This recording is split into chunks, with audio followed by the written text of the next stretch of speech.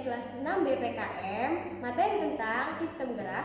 Nama saya Aida Faizia Permana. Nama saya Saumi Kurnia. Kami akan menjelaskan materi tentang sistem gerak pada manusia. Selamat menonton! Tahukah kamu, apakah itu sistem gerak? Sistem gerak merupakan kesatuan tubuh manusia yang membuat manusia bisa bergerak seperti yang dikehendaki. Sistem gerak manusia terdiri dari tulang, persendian, dan otot. Sebelum kita lebih jauh membahas tentang sistem gerak, di sini teman-teman ada yang tahu gak sih apa itu fungsi rangka? Kalau ada yang tahu, boleh ya tulis di kolom komentar. Fungsi rangka yang pertama ialah memberikan pergerakan, yang kedua menghasilkan sel darah, yang ketiga melindungi dan mendukung organ, yang keempat menyimpan mineral, dan yang kelima itu tempat melekatnya otot. Jenis-jenis tulang pada manusia terdapat dua macam. Yang pertama ada tulang keras, yang kedua ada tulang rawan. Tulang keras dan tulang rawan adalah dua jenis jaringan ikat. Mereka terdiri dari sel-sel dan matriks ekstraseluler. Tulang keras dan tulang rawan memberikan dukungan dan permukaan untuk keterkaitan otot. Mereka juga melindungi organ internal tubuh.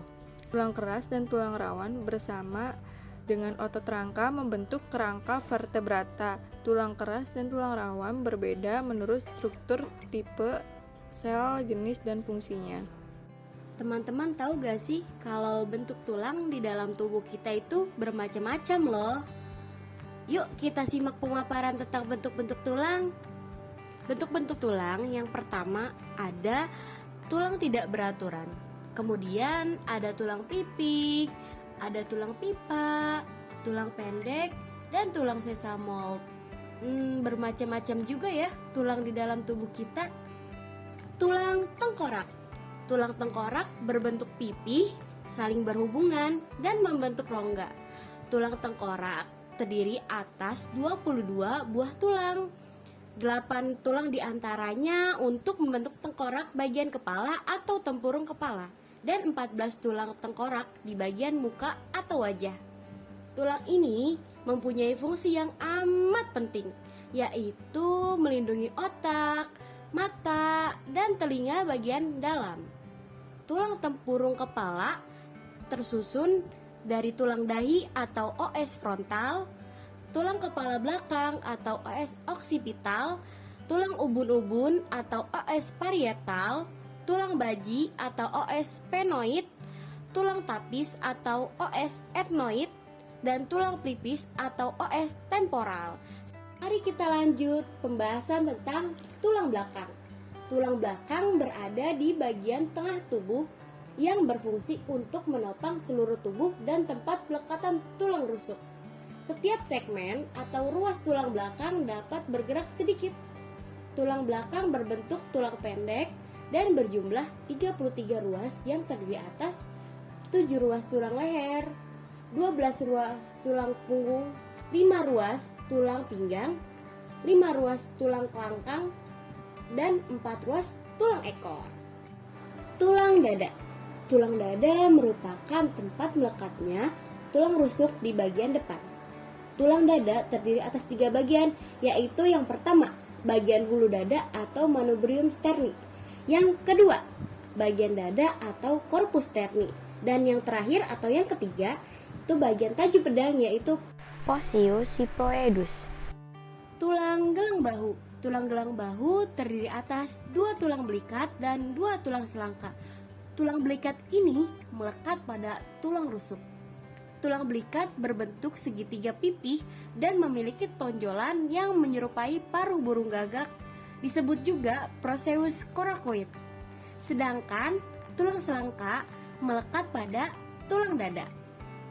Nah, tadi kan kita sudah menyinggung tentang tulang rusuk yang melekat pada tulang belakang dan tulang dada. Nah, kita mulai nih pembahasan tentang tulang rusuk. Tulang rusuk atau tulang iga terdiri atas 3 jenis tulang, yaitu yang pertama, 7 pasang tulang rusuk sejati, yang kedua, 3 pasang tulang rusuk palsu, dan yang ketiga ada 2 pasang tulang rusuk melayang. Tulang gelang panggul. Tulang gelang panggul terdiri atas 2 tulang pinggul, 2 tulang duduk, dan 2 tulang kemaluan. Ketiga tulang tersebut berkaitan erat sehingga membentuk suatu lingkaran yang berlubang. Mari kita masuk ke pembahasan tentang tulang anggota gerak bagian atas dan bawah. Kita mulai pada tulang anggota gerak bagian atas dulu ya. Tulang anggota gerak bagian atas terdiri atas gelang bahu, 2 tulang lengan atas, 2 tulang pengumpil, 2 tulang hasta, 16 tulang pergelangan tangan, 10 tulang telapak tangan, dan 28 tulang jari tangan. Tulang anggota gerak bagian bawah.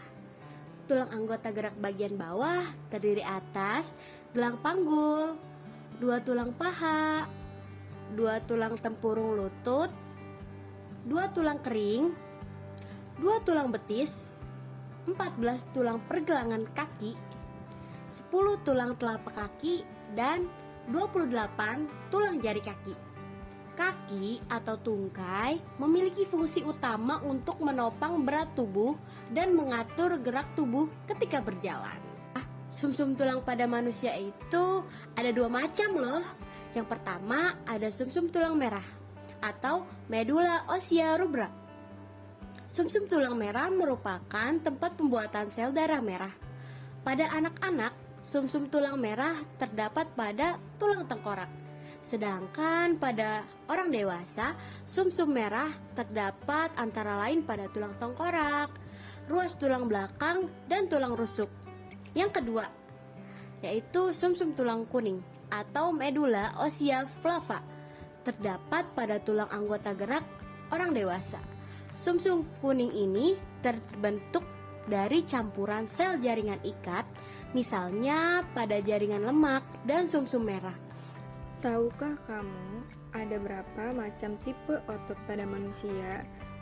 Tipe-tipe otot pada manusia yaitu ada otot jantung, lalu ada otot polos, lalu ada otot lurik.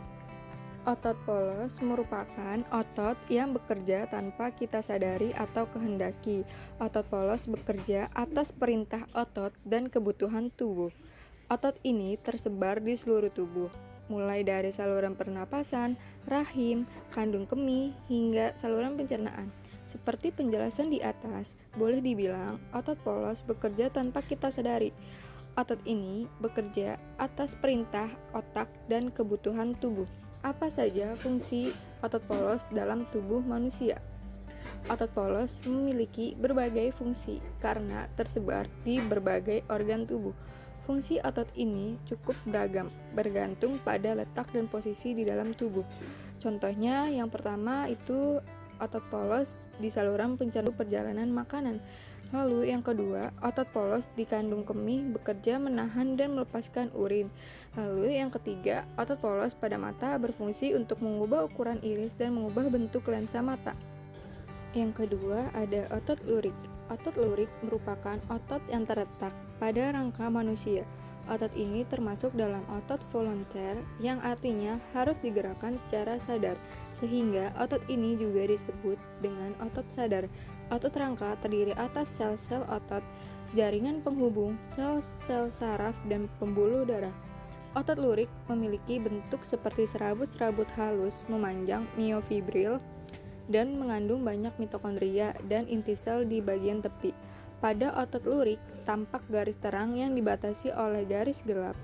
Setiap satu pola terang dan gelap yang terbentuk disebut dengan sarkomer. Otot rangka terbagi menjadi 2 jenis berdasarkan pigmen mioglobinnya. Mioglobin adalah senyawa protein yang berfungsi untuk mengikat molekul oksigen. Oksigen yang diikat ini berperan dalam merespirasi sel otot rangka. Setiap sel otot tersusun atas 3 lapisan, yaitu endomisium, perimisium, dan epimisium. Endomisium merupakan kumpulan serat-serat otot yang saling berhubungan. Kumpulan dari serat otot yang berdekatan dan berhubungan ini membentuk fasikula. Fasikula berupa seikat otot yang kemudian membentuk suatu kompartemen. Kumpulan kompartemen ini menyusun struktur otot yang disebut perimisium. Beberapa perimisium ini kemudian membentuk suatu ikatan yang kemudian dilapisi oleh epimisium. Epimisium adalah lapisan serat kolagen padat yang mengelilingi otot. Epimisium ini membatasi otot dari jaringan di sekitarnya dan terhubung dengan selaput fasia. Secara umum, otot lurik memiliki beberapa fungsi, yaitu menghasilkan gerak pada rangka, menjaga postur dan posisi tubuh, menunjang jaringan lunak, lalu selanjutnya menjaga tubuh dari segala hal yang masuk maupun keluar tubuh, menjaga suhu tubuh dan menyimpan cadangan nutrien. Yang terakhir ada otot jantung. Otot jantung sendiri merupakan gabungan dari otot lurik dan otot polos yang berbentuk silindris dan memiliki garis terang serta gelap. Jika dilihat secara saksama menggunakan mikroskop, otot ini memiliki banyak inti sel yang berada di tengahnya. Otot dalam jantung bertugas untuk memompa darah ke seluruh tubuh. Otot ini dianggap sebagai otot terkuat karena mampu bekerja terus-menerus sepanjang waktu tanpa istirahat untuk memompa darah. Jika otot ini berhenti bekerja, maka sistem peredaran darah akan terhenti sehingga terjadilah kematian. Jaringan otot jantung berfungsi untuk menjaga agar jantung tetap memompa melalui gerakan tidak terkendali. Inilah salah satu ciri yang membedakan dari jaringan otot rangka yang bisa dikendalikan. Peristiwa ini dilakukan melalui sel khusus yang disebut sel alat pacu jantung yang mengontrol kontraksi jantung. Sistem saraf tubuh mengirimkan sinyal ke sel alat pacu jantung yang mendorongnya untuk mempercepat atau memperlambat detak jantung. Sel alat pacu jantung terhubung ke sel otot jantung lainnya, sehingga memungkinkan untuk meneruskan sinyal. Hal ini menghasilkan gelombang kontraksi otot jantung yang menciptakan detak jantung. Jaringan otot jantung mendapatkan kekuatan dan kelenturan dari sel otot jantung atau serat yang saling berhubungan. Kebanyakan sel otot jantung mengandung satu inti, tetapi ada juga yang memiliki dua inti. Inti ini menampung semua materi genetik sel. Kontraksi pada otot ditandai dengan memendeknya otot. Hal ini karena otot menggembung di bagian tengah dan otot menegang. Namun, ketika otot tidak bekerja, maka otot akan kembali kendur dan relaksasi. Pada saat mengalami kontraksi, otot yang melekat pada tulang akan turut berkontraksi, sehingga tulang tertarik dan bergerak. Kontraksi pada otot dipacu oleh potensial aksi dari sinapsis sel saraf yang menyebabkan ion kalsium oleh retikulum sarkoplasma atau retikulum endoplasma yang terspesialisasi di otot. Pelepasan ion kalsium menyebabkan terjadinya ikatan antara kepala miosin dan filamen aktin. Pada saat filamen aktin meluncur ke bagian tengah sarkomer, otot akan memendek atau kontraksi. Ketika mekanisme kerja otot terjadi saat posisi sedang relaksasi, maka filamen-filamen akan kembali ke bentuk semula. Untuk lebih jelasnya, berikut ini kami jelaskan tahapan-tahapan mekanisme kerja otot, antara lain saat impuls saraf tiba di neuron muskular, maka terjadinya pembebasan asetilkolin memicu depolarisasi yang menyebabkan pembebasan ion Ca2+ dan retikulum sarkoplasma. Pada saat ion Ca2+ meningkat, maka ion akan terikat pada troponin yang menyebabkan perubahan pada struktur troponin. Perubahan ATP akan membebaskan energi yang menyebabkan miosin menarik aktin ke dalam dan melakukan pemendekan otot. Miosin selanjutnya akan terlepas dari aktin, lalu jembatan aktomiosin akan terputus ketika molekul ATP terikat pada miosin. Proses kontraksi pada otot berlangsung selama terdapat ATP dan ion Ca2+. Saat impuls terhenti, maka ion Ca2+ kembali ke retikulum sarkoplasma. Sendi adalah bagian tubuh yang menghubungkan tulang-tulang kita. Selain sebagai penghubung tulang, sendi juga memberikan fleksibilitas untuk bergerak. Bayangkan saja, tanpa sendi, tulang-tulang kita hanya akan mengambang di dalam otot tanpa ada yang menyatukan. Tulang hanya akan berdekatan tetapi tidak bisa menyatu. Tanpa sendi, tulang menjadi sendu. Teman-teman tahu gak sih? Ternyata sendi di dalam tubuh kita itu dibedakan menjadi 3 macam loh. Yang pertama, sendi yang tidak dapat bergerak atau sinatrosis. Yang kedua, sendi dengan gerakan terbatas atau amfiartrosis. Yang ketiga, sendi dengan gerakan bebas atau diartrosis. Kita bahas tentang yang pertama ya, sendi yang tidak dapat bergerak atau sinartrosis. Pada persendian ini tulang-tulang dipersatukan oleh fisura. Contohnya, hubungan antar tulang-tulang tengkorak. Sendi ini dibedakan atas dua kelompok, yaitu yang pertama sinartrosis, sinfibrosis. Sinartrosis yang tulangnya dihubungkan oleh jaringan ikat fibrosa. Contohnya pada persendian tulang tengkorak. Yang kedua yaitu sinartrosis, sinkondrosis, yaitu sinartrosis yang dihubungkan oleh tulang rawan. Contohnya adalah hubungan antar segmen pada tulang belakang. Sendi dengan gerakan terbatas atau amfiartrosis. Amfiartrosis merupakan persendian dengan gerakan yang sangat terbatas. Persendian ini dibedakan atas dua macam. Yang pertama ada simfisis dan yang kedua ada sindesmosis.